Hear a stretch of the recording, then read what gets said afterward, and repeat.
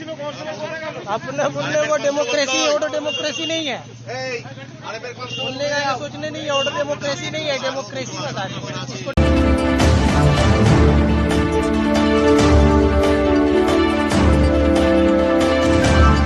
Media में hate speech की खूब चर्चा होती है। कड़वी सच्चाई यह है कि भारत के किसी कानून में हेट स्पीच डिफाइन ही नहीं है, और हेट स्पीच डिफाइन नहीं है तो पकड़े कैसे, जेल में कैसे डाले? तो उल्टे सीधे दाएं बाएं वाली धारा लगा के जेल में ठूस देते। यह बात इसलिए मैं कह रहा हूं, एक लॉ की स्टूडेंट है, सिम्बायसिस से लॉ कर रही है, 4th ईयर है, उसका नाम है शर्मिष्ठा। सुना आप लोगों ने? इंस्टा वाले सुने होंगे। कितने लोगों ने सुना शर्मिष्ठा के बारे में? भाई हाथ उठाओ जरा। लॉ के बच्चों ने सुना कि नहीं सुना? सुना।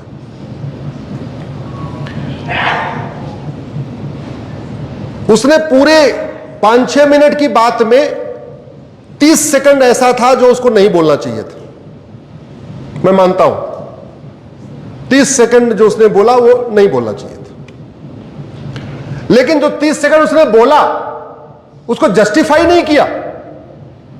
उसने अपना ट्वीट डिलीट किया, इंस्टाग्राम को हाइड किया, अपने पूरी पोस्ट को हाइड किया, और उसके बाद पब्लिक उसने अपोलॉजी दिया कि हां हमसे गलती हो गई। इसके बावजूद पुलिस आती है, कलकत्ता से गुड़गांव जाती है, उसको पकड़ के ले जाके वहां मजिस्ट्रेट से परमिशन मांगती है, मजिस्ट्रेट परमिशन दे देते हैं, कलकत्ता ले जाती है, कलकत्ता के मजिस्ट्रेट से फिर परमिशन मांगती है, और कलकत्ता की पुलिस जज साहब 14 दिन के लिए उसको जेल भेज देते हैं। एक व्यक्ति ने बोला था 15 मिनट के लिए पुलिस हटा लो। क्या करूंगा? जोर से बोलिए जरा। हिंदुस्तान से हिंदुओं को खत्म कर दूंगा। उसको कुछ हुआ क्या? जोर से बोलिए। वो विधानसभा में बैठा हुआ है।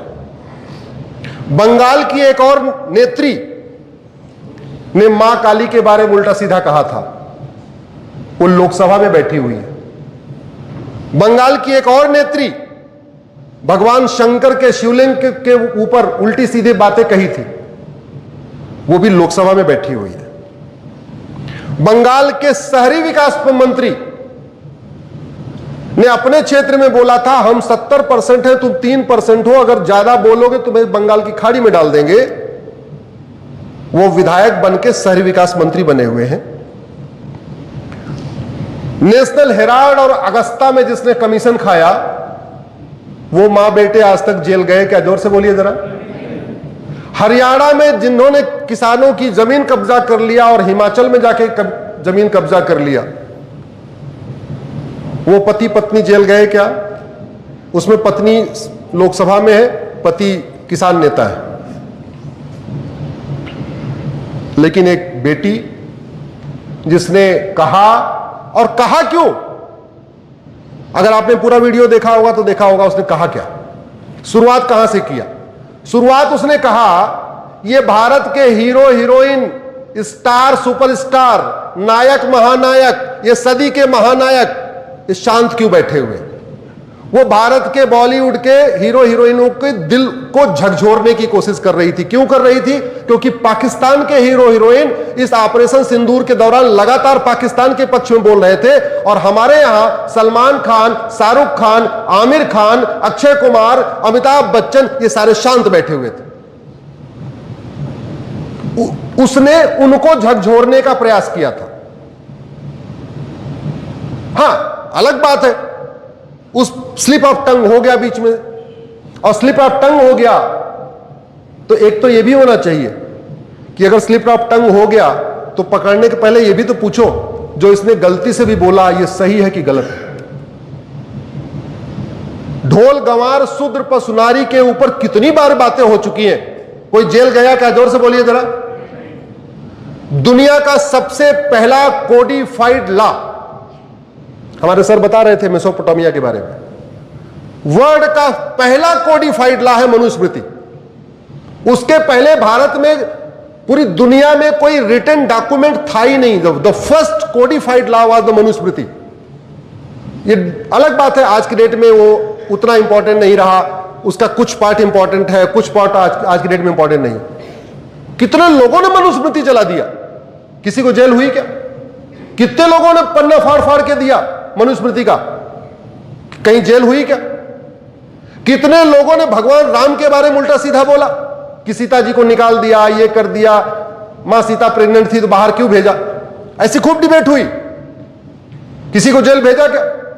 भगवान कृष्ण के बारे में कितने लोगों ने क्या क्या बोल दिया, गोपियों का कपड़ा चुराते थे, ये करते थे, वो करते थे, कभी किसी को जेल भेजा क्या? मुझे समझ में नहीं आ रहा है।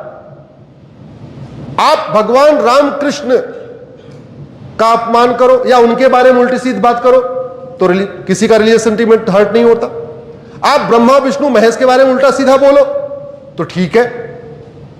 आप जो है मां दुर्गा लक्ष्मी सरस्वती के उल्टे सीधे कार्टून बनाओ तो भी फ्रीडम ऑफ स्पीच और एक्सप्रेशन है। आप 24 तीर्थंकरों के उल्टे सीधे उनके कपड़ों के ऊपर कमेंट करो, जो जैन मुनि होते हैं चूंकि कपड़ा नहीं पहनते हैं, उनके बारे में उल्टी सीधे बात करो तो भी ठीक है, फ्रीडम ऑफ स्पीच और एक्सप्रेशन है। आप सिख जो हमारे 10 गुरु हैं उनके बारे में उल्टी सीधी बात करो तो भी फ्रीडम ऑफ स्पीच एक्सप्रेशन है। लेकिन एक बेटी से कंटेस्ट, भारत पाकिस्तान का युद्ध था, टारगेट हमारे स्टार सुपरस्टार नायक महानायक सदी के महानायक थे, उसमें अगर उसको स्लिप ऑफ टंग हो गया, उसके बाद उसने अपने वीडियो ट्वीट भी कर दिया, डिलीट भी कर दिया, सब कुछ कर दिया, इसके बावजूद उसको उठा के ले जाना। आज मैं आपके इस यूनिवर्सिटी से माननीय सुप्रीम कोर्ट के जजों से आग्रह करता हूं। आप सोच रहे होंगे यहां बैठे बैठे क्यों आग्रह कर रहे हैं, वो इसलिए कर रहा हूं कि हमारा वीडियो सामान्यतः माननीय सुप्रीम कोर्ट के जजेस तक पहुंच जाता है। हमारे बहुत लोग प्रेमी लोग हैं जो हमारा वीडियो वहां पहुंचा देते हैं।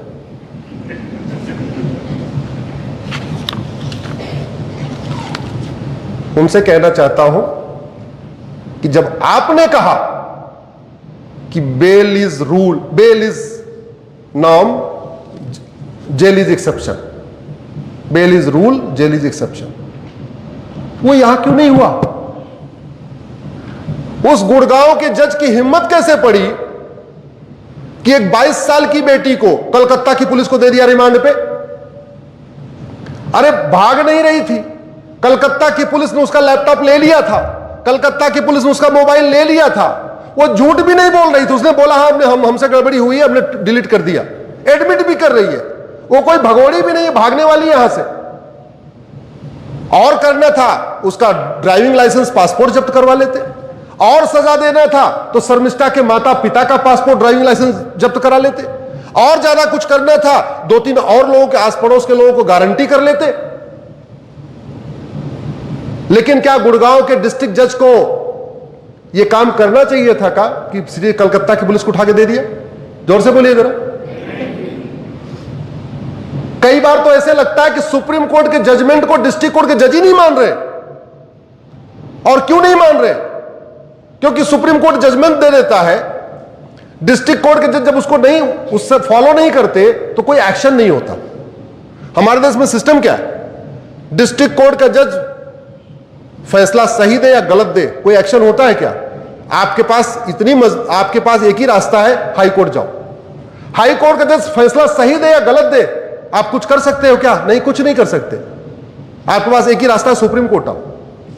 जब तक सुप्रीम कोर्ट ऐसे केसेस में जहां सुप्रीम कोर्ट बार बार कह रहा है bail is rule, jail is exception, वो बेटी लॉ स्टूडेंट है, पहली बार उसने कुछ गलती किया था, वो कोई सीरियल ऑफेंडर नहीं थी, वो कोई ऐसा क्राइम नहीं कर रही थी, जो कहा उसको एडमिट किया, मान लिया। कहा उसने दिल्ली में किसी की भावना आहत नहीं हुई, भावना आहत हो गई जाके कलकत्ता में। इतने बड़े भारत में केवल कलकत्ता में जाके भावना आहत हुई, बाकी कहीं आहत ही नहीं हुई। माननीय सुप्रीम कोर्ट को उस गुड़गांव के डिस्ट्रिक्ट जज को ना सस्पेंड करना चाहिए, एक क्लियर कट मैसेज देना चाहिए कि हमारे ऑर्डर को तुमने फॉलो क्यों नहीं किया। और कलकत्ता के उस जज को भी सस्पेंड करना चाहिए जिसने 14 दिन के लिए शर्मिष्ठा को जेल भेजा है। अब समय आ चुका है, जब तक जजों के ऊपर कोड़ा नहीं चलेगा, जब तक जजों की अकाउंटेबिलिटी तय नहीं होगी। आखिर आईएएस गलती करता सस्पेंड होता है कि नहीं होता? जोर से बोलिए जरा। आईपीएस गलती करता सस्पेंड होता है कि नहीं? सांसद विधायक गलती करते हैं सस्पेंड होते हैं कि नहीं? तो जज गलती करते हैं सस्पेंड क्यों नहीं होने चाहिए? जुडिशियल रिफॉर्म की जरूरत है, जुडिशियल सिस्टम की जरूरत है। और यह हुआ किस लिए, अब मैं उसके रूट को बताता हूं। यह हुआ इसलिए क्योंकि भारत में 1861 का पुलिस एक्ट चल रहा है। 1861 का यह जो कानून जिससे भारत चलता है, इसकी एक भूमिका है, एक बैकग्राउंड है। अंग्रेजों ने वो सारे काम किए जो मुगलों ने किए, बस मुगल तलवार के दम पे करते रहे, अंग्रेज कानून बना के करते रहे। 1857 की क्रांति हुई मंगल पांडे की, और मंगल पांडे की क्रांति पूरे देश में फैल गई। लाहौर तक पहुंच खबर लग गई, ढाका तक उसकी खबर लग गई, कन्याकुमारी तक उसकी खबर लग गई। ये सारा हिस्सा भारत का हिस्सा था, सिंध, जलियांवाला, ये पूरा। अंग्रेजों ने बोला भाई इनको गुलाम बनाना पड़ेगा। कैसे गुलाम बनाए? मैकाले पहले आया हुआ था, 1835 में आ चुका था। एक उन्होंने 1857 में लॉ कमीशन बना दिया। भारत में लॉ कमीशन आज भी चल रहा है। वो पहला लॉ कमीशन कब बना था? मंगल पांडे की क्रांति के बाद। मैकाले को लॉ कमीशन का चेयरमैन बनाया, बोले कानून बनाओ, कानून बना के इनको गुलाम बनाओ। तो पहला गुलामी वाला कानून कौन सा बना? 1860 में आया इंडियन पिनल कोड। बोले कानून तो बन गया, इनको लाठियों से पीटेगा कौन? इनके अंदर विद्रोह की भावना पैदा हो रही है, इनको लाठी से पीटने के इंतजाम करो। अगला कानून बना 1861 में, क्या नाम है इसका? Police act. बोले ये पता करो कि मंगल पांडे की क्रांति लाहौर तक कैसे पहुंची, किसने फैलाया ये बात, ये कौन है काम कर रहा है इतना तेजी के साथ। अंग्रेजों ने जांच करवाई तो पता चला ये सारा का सारा काम मंदिरों ने किया था, मठ मंदिर के पुजारियों ने किया था। जैसे मंगल पांडे ने क्रांति किया तो जो मठ मंदिर के पुजारी थे, इन्होंने रिले रेस शुरू किया। रिले रेस समझती है ना? एक व्यक्ति वहां तक जाएगा, अगला व्यक्ति वहां तक जाएगा, अगले व्यक्ति वहां तक जाएगा। तो मठ मंदिर के पुजारियों ने उत्तर दक्षिण पूरब पश्चिम शुरू किया भागना। रात रात भर भागते थे, अगले वाले मंदिर के पुजारी को बताते थे कि मंगल पांडे ने क्रांति कर दिया, ये बात और आगे बता के आओ, और आगे बता के आओ, और आगे बता के आओ। वो पूरे, उस समय और फोन तो था नहीं, ये व्हाट्सएप कोई लैंडलाइन मोबाइल कुछ भी नहीं था। तो अंग्रेज इस बात से आश्चर्यचकित थे कि यह मंगल पांडे की क्रांति चटगांव कैसे पहुंच गई, ढाका कैसे पहुंच गई, सबको खबर लगी कैसे। फिर पता चला ये काम तो मंदिर के पुजारियों ने किया। बोले काम करो, एक कानून बनाओ, मठ मंदिर को अपने कंट्रोल में ले लो, और ये जो मंदिर के पुजारी हैं इनको नौकर बना दो, सर्वेंट बना दो, इनको कुछ वेतन दो जिससे इनका घर चलता रहे, बाकी जितना मंदिर का चढ़ावा उढ़ावा आ रहा है सब अपने पास ले लो। तो वो मंदिर के पुजारी जिनके अंदर राष्ट्रभक्ति थी, सनातन की भक्ति थी, वो क्या बन गए? अंग्रेजों के नौकर।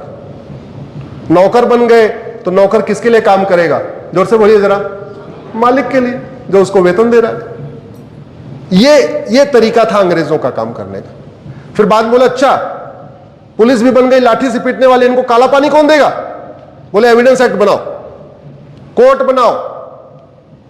बोला अच्छा ये भी सेटल हो गया, अब हमें और भी यहां पे जमीनें एक्वायर करनी है, जमीनों में हमें अपने सेट करना है।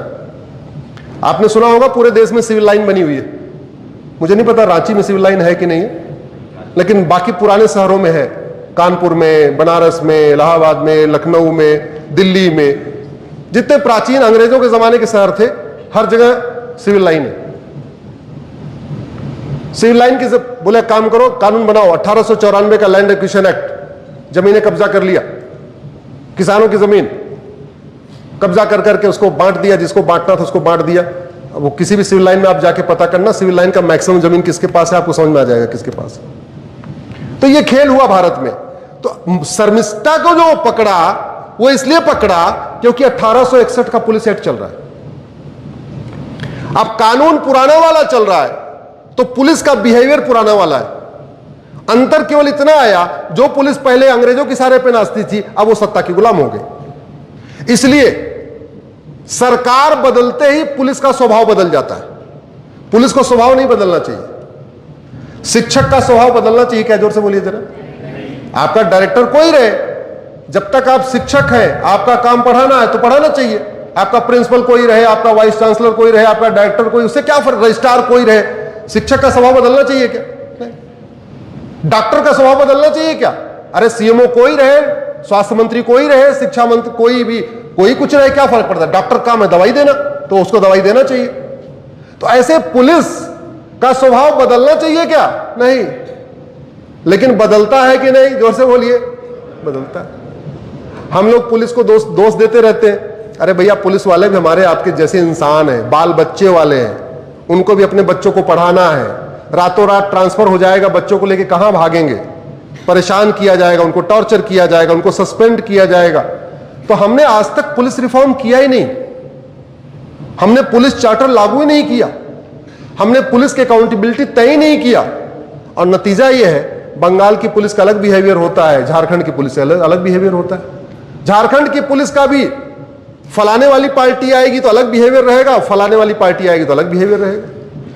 यूपी में देख लो आप, 2017 के पहले तक जो पुलिस आतंकवादियों का मुकदमा वापस ले रही थी, 17 के बाद आजकल क्या कर रही है वहां पे? जोर से बोलिए जरा।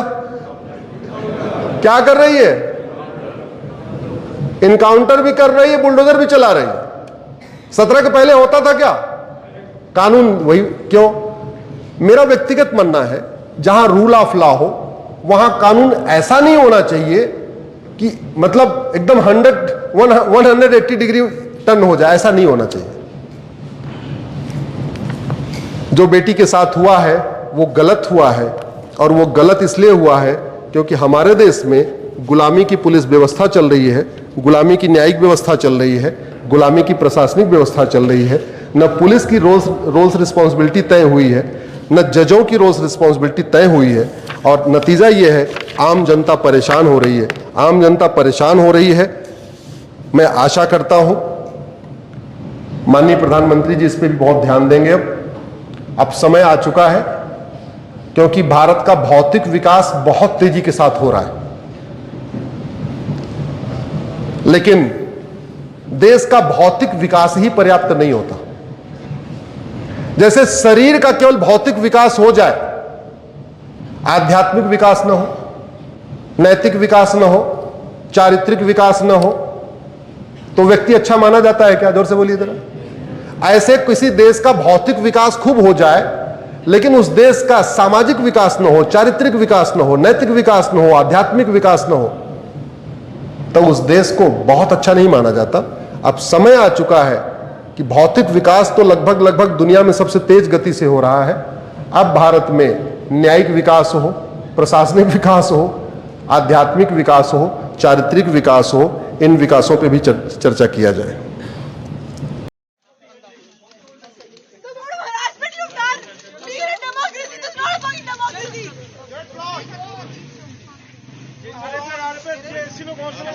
अपने बोलने को डेमोक्रेसी, ऑर्डर डेमोक्रेसी नहीं है। बोलने का सोचने नहीं है, ऑर्डर डेमोक्रेसी नहीं है, डेमोक्रेसी बता रही है, इसको डेमोक्रेसी बोलेगा।